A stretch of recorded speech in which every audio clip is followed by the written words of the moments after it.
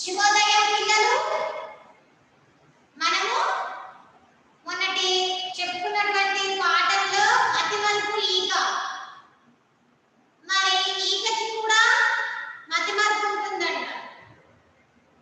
మరి మనుషులకి ఎలాగైతే మతిమరుపు ఉంటుందో అలాగే ఈకకి కూడా మతిమరుపు ఉంటే ఎలా ఉంటుందో ఒక కథలాగా మనము మతిమరుపు ఈక అనే పాఠం గురించి తెలుసుకున్నాము. మరి ఈ రోజు మనం చెప్పుకోబోయే పాఠం ఏమేమి చూడాలి.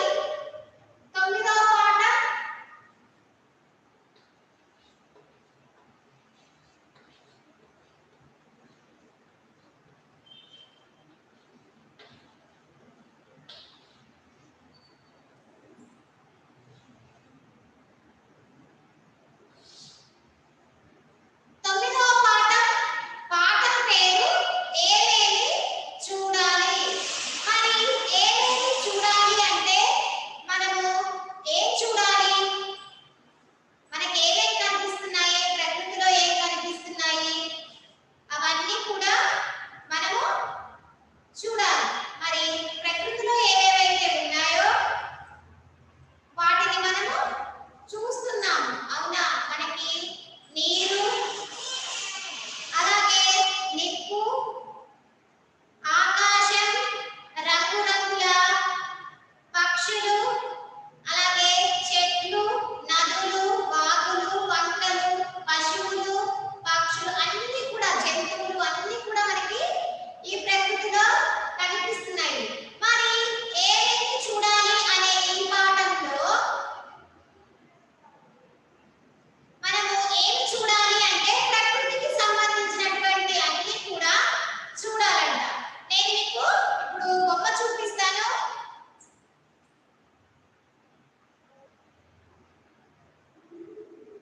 అందులో చూడండి మనకి ఏమి కనిపిస్తున్నాయి ప్రకృతిలో.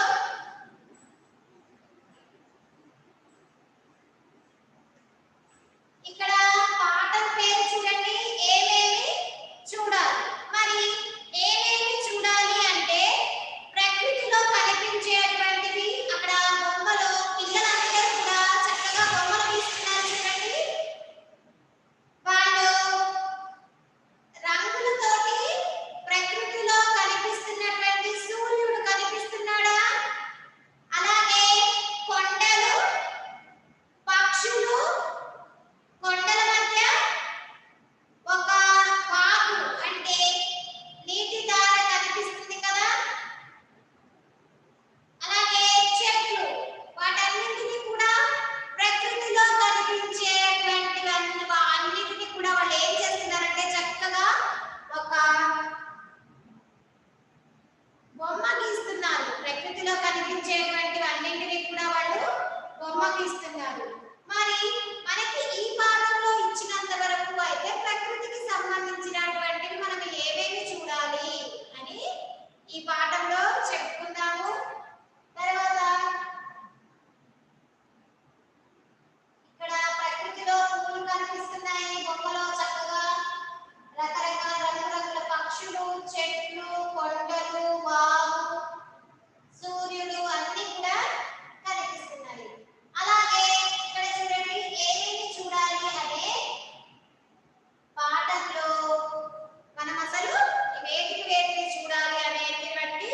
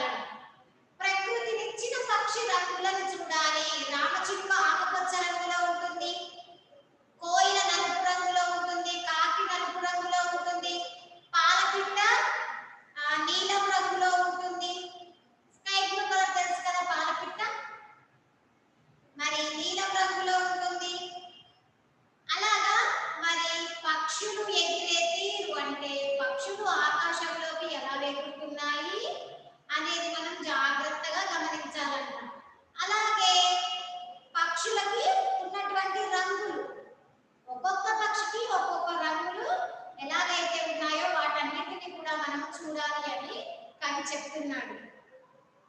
ఏటి సొగసుల ఊట చెలివెలను చూడాలి, నదుల నడకల తీరు మిలమిలను చూడాలి. ఏటి సొగసుల ఊట చెలివెలు అంటే చిన్న చిన్న ఏట్లోంచి వచ్చేటువంటి నీటి దారాలు ఉంటాయి కదా, అవి విడిపోయి ఉంటాయి. ఒకవైపు ఒక దార ఒకవైపు వెళ్తుంది, ఇంకొక దార ఇంకొక వైపు వెళ్తుంది. చిన్న చిన్న కాలువలు ద్వారా నీరు ప్రవహిస్తాయి, తెలుసు కదా.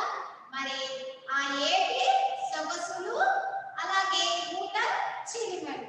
మరి ఆ కాలువలు వేరొక కాలువకి నీళ్లు ఎలాగైతే రకరకాల దారులలో ప్రవహిస్తాయో వాటిని కూడా మనము చూడాలి.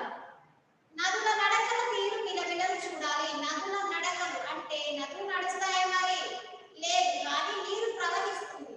మరి ఆ నదులలో ప్రవహించేటువంటి నీరు ఎలాగైతే అందంగా ప్రవహిస్తున్నాయో, మరి అట్లాగా ఆ యొక్క ప్రకృతి అందాన్ని, నదుల నడకల తీరు అంటే అది ప్రవహించే విధానంలో కూడా ఒక అందం ఉంది, వాటిని కూడా మనం చూడాలి అని కవి చెబుతున్నాడు.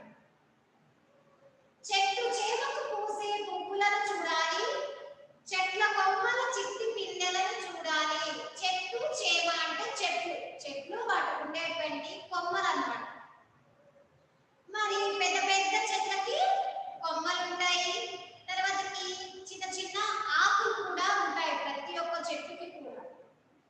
అలాగే మరి ఈ పాఠంలో మనకి ప్రకృతి గురించి చెప్తున్నాడు కాబట్టి, అలాగే ప్రకృతిలో ఉన్నటువంటి వాటిలో కొండలు ఉన్నాయి, కోనలు ఉన్నాయి, వాగులు వంకలు అంటే నదులు ఉన్నాయి, చెరువులు ఉన్నాయి. అలాగే చెట్లు కూడా ప్రకృతిలోనే ఉన్నాయి, అవునా. మరి అలాంటి ప్రకృతిలో ఉన్నటువంటి చెట్లకి పూసే పువ్వులను చూడాలని, పూసే పువ్వులని చూడాలి. అలాగే చెట్ల కొమ్మల చిట్టి పిందెలను చూడాలి. పిందెలు అంటే మామిడికాయ పిందెలు కానీ, అలాగే నిమ్మకాయ పిందెలు కానీ, కాయలు వేటికైతే కాయలు ఉంటాయో వాటికి ముందుగా అంటే చిన్న చిన్న కాయలు ఏర్పడతాయి చెట్టుకి, అవునా. చిన్న చిన్న కాయలు కాస్తాయి, తర్వాతకి అవి పెద్ద అయిన తర్వాతకి పండుగా మారుతాయి.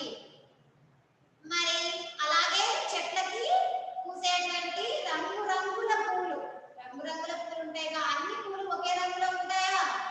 లేదు. మల్లె పూలు ఒక రకంగా ఉంటాయి, తెల్లగా ఉంటాయి. కనకాంబరం పూలు ఎరుపు రంగులో ఉంటాయి, మందార పూలు ఎరుపు రంగులో ఉంటాయి. అలాగే గులాబీ పూలు కూడా ఎరుపు రంగులో ఉంటాయి, గులాబీ రంగులో ఉంటాయి. రకరకాల రంగుల్లో గులాబీ పూలు కూడా ఉంటాయి.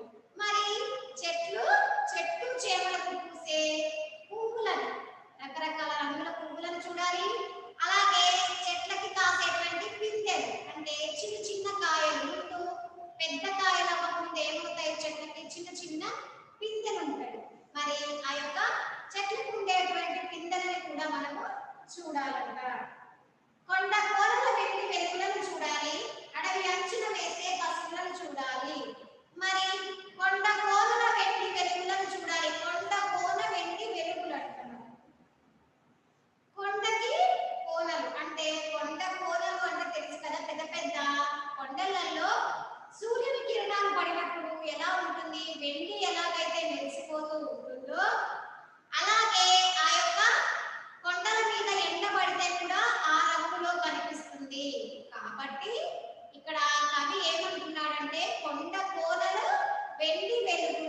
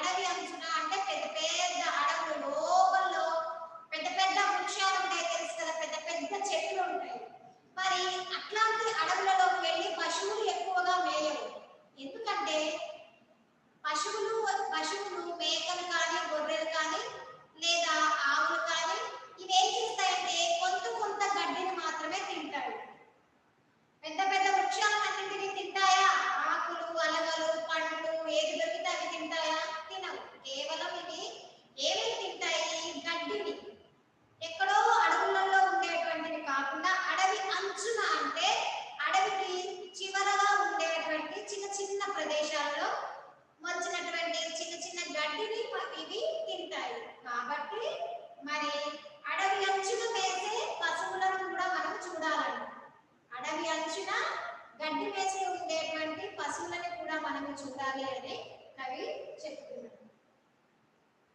పశువులందరూ లేక దూడలను చూడాలి, గొర్రెల మేకల వెంట కుక్కలను చూడాలి.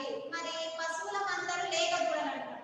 మరి లేక దూడలు అంటే అప్పుడే పుట్టినటువంటి ఆవు పిల్ల అని చెప్పాను ఇంతకుముందు. మరి 2 కాలాలలో కూడా లేక దూడ అనేది వచ్చింది. మరి లేక దూడ అంటే ఆవు పుట్టినటువంటి పిల్ల. మరి ఆవులు గడ్డి తినడానికి గడ్డి మేయడం కోసం వెళ్తుంటే అవి ఏం చేస్తాయి? దూడలను కూడా తీసుకొని వెళ్తాయి, అవునా? మరి అలాగే పశువుల మందర లేక దూడలను చూడాలి. మందరు అంటే గుంపులుగా వెళ్ళడం అన్నమాట. పశువులన్నీ కూడా మీరు పల్లెటూర్లలో గమనిస్తే ఒక పశువు గడ్డి తిని వచ్చిన తర్వాత ఇంకో పశువు, మరి కొన్ని పశువులు వెళ్ళొచ్చిన తర్వాత ఇంకా కొన్ని పశువులు అలాగ వెళ్ళవు. అవి ఏం చేస్తాయి? మందరు అంటే గుంపులుగా ఒక్కసారి అడవికి వెళ్తాయి. అలాగే గడ్డి ఉండేటువంటి ప్రదేశాలకు, అంటే గడ్డి తినడానికి వెళ్ళేటువంటి ప్రదేశాలకు వెళ్ళి మళ్ళీ అంటే గుంపులుగా వెళ్ళి ఒకసారిగా గడ్డి తిని సాయంత్రం వరకు తిరిగి మళ్ళీ అదే గుంపులో పశువులన్నీ కూడా కలిసి వస్తాయి. ఇలాగా పశువుల మందలో పశువులతో పాటుగా వెళ్ళేటువంటి లేక దూడలని కూడా మనము చూడాలంట.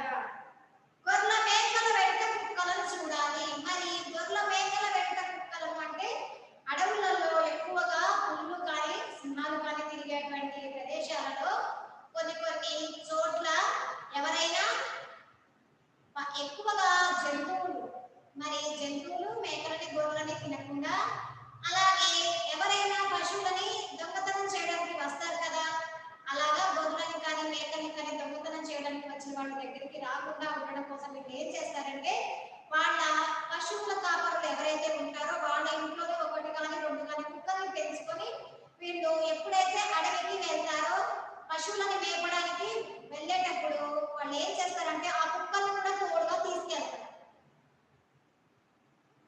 అప్పుడు అవి ఏం చేస్తాయంటే ఆ కుక్కలు కాపలాగా ఉంటాయి. గొర్రెలు కానీ బర్రెలు కానీ ఆవులు కానీ గడ్డి వేస్తున్నాయి అనుకోండి, కుక్కలు ఏం చేస్తాయి? కాపలాగా ఉంటాయి. ఆ గొర్రెలని కానీ మేకలని కానీ వాటిని ఎవరు కూడా దొంగతనం చేయకుండా ఎవరైనా అటువైపుగా వస్తే ఆ కుక్కలు ఏం చేస్తాయి? అరుస్తాయి అన్నమాట. అలాగే నిజంగానే ఎవరైనా దొంగతనం చేయడానికి వస్తే ఆ కుక్కలు వాళ్ళని కలుస్తాయి కూడా. కాబట్టి వాళ్ళు ఏం చేస్తారంటే మందరుగా గొర్రెలు కానీ మేకని కానీ తీసుకెళ్ళినప్పుడు వాళ్ళతో పాటుగా కుక్కల్ని కూడా తీసుకెళ్తారు. మరి ఇలాగా గొర్రెల వెంట వెళ్ళేటువంటి గొర్రెల మేకల వెంట వెళ్ళేటువంటి కుక్కల్ని కూడా మనము చూడాలంట. మీకు కింద బొమ్మ చూడండి ఒకసారి. ఇక్కడ మనకి బొమ్మలో చక్కగా కనిపిస్తుంది చూడండి. అక్కడ అంతా కూడా అడవి ప్రాంతం కనిపిస్తుంది. అక్కడ చెట్లు కనిపిస్తున్నాయి, పక్షులు గాలిలో ఎగురుతున్నాయి. చిన్న కాలువ మీద ఒక చిన్న కర్ర లాంటిది వేశారు కాలువ దాటడానికి వీలుగా. నీటితో ఉన్నటువంటి కాలువ కనిపిస్తుంది, పొలాలు కనిపిస్తున్నాయి. అలాగే పక్కన చిన్న వాగు కూడా ప్రవహిస్తుంది. వాగు పక్కన మనకి పక్షులు కనిపిస్తున్నాయి. మరి ఆవులు చూడండి, ఆవులు అన్ని కూడా మేస్తున్నాయి, గడ్డి మేస్తున్నాయి. మరి అక్కడ కుక్కలు కూడా ఉన్నాయి, అవునా? మేకలు, గొర్రెలు, అలాగే వాటి కాపరి, పశువుల కాపరి ఒక అతను ఉన్నాడు. అక్కడ ఒక పాప కూడా ఉన్నది బొమ్మలో. అలాగే అక్కడ మేకలు, గొర్రెలు కూడా ఉన్నాయంట. మరి ప్రకృతిలో చూడండి ఏమేమి చూడాలి అనే పాఠంలో మనల్ని చూడమన్నటువంటివి అన్ని కూడా ఈ బొమ్మలో కనిపిస్తున్నాయి. పక్షి ఎగిరే తీరుని చూడాలి. మనకి పక్షి ఎగిరే తీరు చూడండి మనకి బొమ్మలో చక్కగా కనిపిస్తుంది. పక్షులు ఎగిరే తీరు రెక్కలతోటి ఎగురుతున్నాయి మనకి ఆ బొమ్మలో. పక్షుల పైన చూడండి కాపరి, అక్కడ పశువుల కాపరి తలపైన చూడండి పక్షులు ఎలా చక్కగా ఎగురుతున్నాయో. అలాగే ప్రకృతినిచ్చిన పక్షి రంగులను చూడాలి. అక్కడ పక్షికి ఉన్నటువంటి రంగులు చూడండి. కింద వాగు పక్కన చూడండి పసుపు పచ్చ కలర్ లో మనకి పక్షుల రంగులు కనిపిస్తున్నాయి. పైన కొంగలు తెలుపు రంగులో కనిపిస్తున్నాయి, అవునా? మరి ఆ పక్షుల రంగులను కూడా మనము చూడాలంట. ఏటి సొగసుల ఉన్న చెరువులను చూడాలి, నదుల నడకల తీరు మిలమిలం చూడాలి. అక్కడ చిన్న నది ప్రవహిస్తుంది కదా బొమ్మలోనే, అవి చూడండి చిన్న చిన్న రాళ్లలో నుంచి నీరు ప్రవహిస్తున్నాయి. అలాగే ఇక్కడ ఒక కాలువ లాంటి దాని మీద, ఒక నది లాంటి దాని మీద ఒక కర్ర కూడా వేశారు, దాటడానికి వీలుగా, నదిలో నుండి రావడానికి వీలు పడదు కాబట్టి. మరి నదుల నడకల తీరును కూడా మనము చూడాలంట. అలాగే చెట్టు చేమకు పూసే పువ్వులను చూడాలి, చెట్ల కొమ్మల చిట్టి పిందెలను చూడాలి. పిందెలు కనిపిస్తున్నాయి చూడండి, పూల మీద పూల మీద సీతాకోక చిలుకలు ఉన్నాయి కదా బొమ్మలో, ఆ పూల మీద సీతాకోక చిలుకలు ఉన్నాయి చూడండి, కనిపిస్తున్నాయా అందరికి? మరి పూల మీద సీతాకోక చిలుకలు చక్కగా వాలుతున్నాయి. అలాగే దాని పక్కన పెద్ద చెట్టు చూడండి, దానికి పిందెలు కనిపిస్తున్నాయి. చిట్టి పిందెలు అంటే చెట్టుకున్నటువంటి పిందెలు చూడండి, కాయలు. మామిడికాయకి పిందెలు అయితే చిన్న చిన్న మామిడికాయలు అయితే చూడండి మీరు. ఒకసారి మామిడి చెట్టుని గమనించారంటే మీరు మార్చి నెలలో, ఫిబ్రవరి మార్చి నెలలో మీరు మామిడి చెట్టు దగ్గరికి వెళ్ళి ఒకసారి చూస్తే అక్కడ మనకి చిన్న చిన్న కాయలు అంటే అప్పుడే పిందెలు మొదలవుతాయి. తర్వాత కాయలు పెద్ద అయిన తర్వాతకి మనము వాటిని కోసుకొని తింటాము. అలాగే చిట్టి పిందెలు కనిపిస్తున్నాయి కదా మనకి బొమ్మలో. కొండ కోనల వెండి వెలుగులను చూడాలి. మనకి అక్కడ చూడండి, అక్కడ 7 రంగుల ఇంద్రధనుస్సు కనిపిస్తుంది, రెయిన్బో, అవునా? 7 రంగుల ఇంద్రధనుస్సు కనిపిస్తుంది. అలాగే అక్కడ కొండల మీద మనకి వెండి వెలుగులు, మనకి ఎలాగైతే వెండి ఎలాగైతే మనకి పట్టీలు అయితే ఏ రంగులో ఉంటాయో అలాగే సూర్యకిరణాలకు కానీ మరి అక్కడ కనిపిస్తున్నటువంటి ఇంద్రధనుస్సు కానీ ఉన్నటువంటి రంగుల ద్వారా ఆ రంగులు కొండల మీద పడి వెండి రంగులో చక్కగా కనిపిస్తున్నాయి. అడవి అంచున వేసే పశువులను చూడాలి. అలాగే అడవి అంచున వేసే పశువులు చూడండి, అక్కడ గడ్డి తింటున్నాయి కదా పశువులు.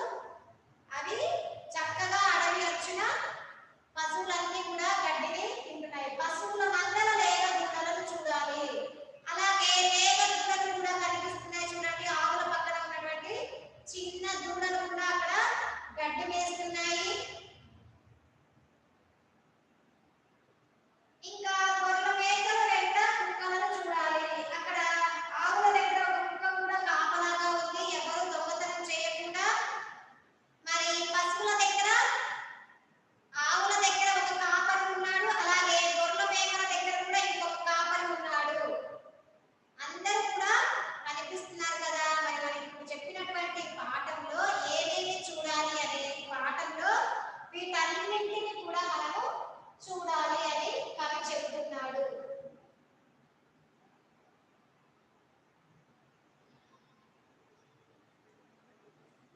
ఇప్పుడు మనము ఈ పాఠంలో మనకి ఇచ్చినటువంటి వ్యాకరణాంశాలు చూడండి ఒకసారి. ప్రకృతిలో ఏమేమి కనిపిస్తున్నావో రాయండి. మనకి ప్రకృతిలో ఏమేమి కనిపిస్తున్నాయి?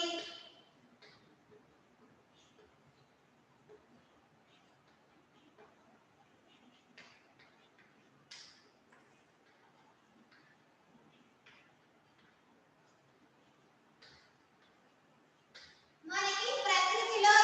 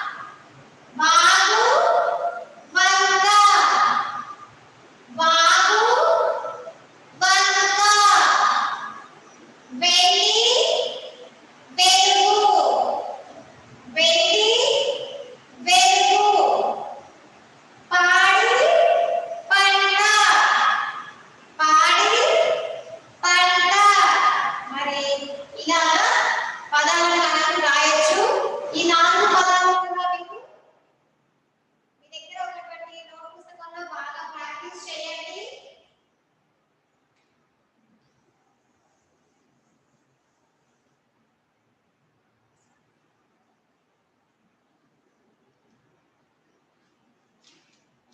కింది పదాలలో ఎక్కడ దీర్ఘాక్షరాలు ఉండాలో గుర్తించండి. మరి కింది పదాలలో ఎక్కడ దీర్ఘాక్షరాలు ఉండాలో వాటిని గుర్తించాలి.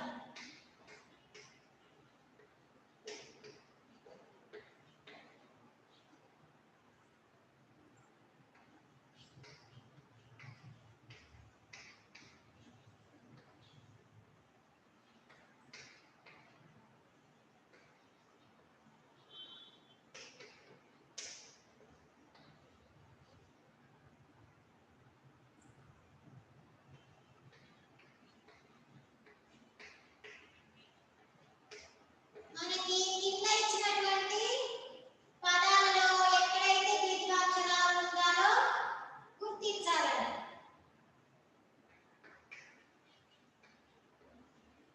మట మట అంటామా, మాట అంటామా? మట మాట. చూడండి, మాకు దీర్ఘం ఇస్తే మాట మాట.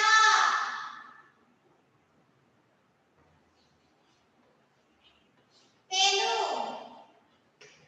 తెలు.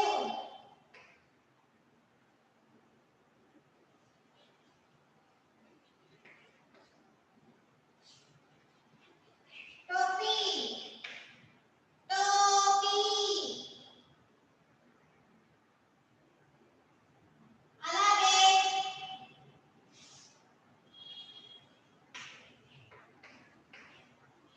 కిటకం కిటకం అంటామా, కీటకం అంటాం. కీటకం. అలాగే చామంతి చామంతి. ఇలాగా మనకి ఇచ్చినటువంటి పదాలలో మనకి ఇచ్చినటువంటి పదాలలో ఎక్కడైతే దీర్ఘం పెట్టి రాయాలో అక్కడ ఆ అక్షరానికి మనం దీర్ఘం పెట్టి రాయాలి. మాట మాట. తెలు తేలు. టోపీ టోపీ. కీటకం కీటకం. చామంతి చామంతి. ఇలాగా మనము ఇచ్చినటువంటి పదాలలో ఏ అక్షరానికైతే దీర్ఘం లేదో ఆ అక్షరానికి మనము దీర్ఘం పెట్టి రాయాలి. మరి ఇంతటితో ఈరోజు మన పాఠం ఏమేమి చూడాలి అనే పాఠం కూడా పూర్తయింది. ఇక్కడ మనకి ప్రకృతిలో ఉండేటువంటి పక్షులను కానీ, పశువులని కానీ, పువ్వులని కానీ, అలాగే పిందెలని కానీ, కొండలని, నదులని, వాటన్నిటిని కూడా మనము చూడాలి అని కవి చెప్పాడు. అలాగే చెట్టు చేమ, కొండ కోన, వాగు వంక అలాంటి పదాలను కూడా మనము రాసాము. తర్వాత మనకి ఉన్నటువంటి పాఠంలో కొన్ని పదాలను ఇచ్చేసి వాటికి దీర్ఘాక్షరాలు రాయండి అని చెప్పాడు. మరి ఆ యొక్క ఎక్కడైతే ఆ అక్షరానికి ఇచ్చినటువంటి పదంలో ఎక్కడైతే దీర్ఘాలు లేవో ఆ అక్షరానికి దీర్ఘం పెట్టి అని రాయండి అని చెప్పాడు. అలాగే జంతువులు కూడా మనకి ప్రకృతిలో ఏమేమి కనిపిస్తున్నాయి, పక్షులు, అలాగే రంగులు, చెట్లు, పువ్వులు, పిందెలు, ఇవన్నీ కూడా కనిపిస్తున్నాయి. మరి ఇక్కడితో ఈ పాఠం పూర్తయిపోయింది. తర్వాత ఈ క్లాస్ లో తర్వాత పాఠం చెప్పుకుందాము. ఈ పాఠం మీద ఇచ్చినటువంటి వర్క్షీట్